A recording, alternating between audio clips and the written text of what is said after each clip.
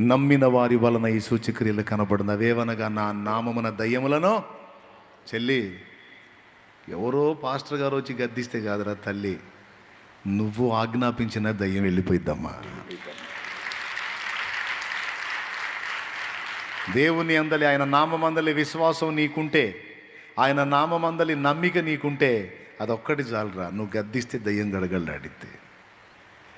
ఏనాడైతే మారు మనసు పొంది బాప్తిస్మం పొంది ప్రభు బిడ్డ అయిపోయావో నీకు అధికారం వచ్చిందమ్మా, నీకు అధికారం వచ్చిందయ్యా.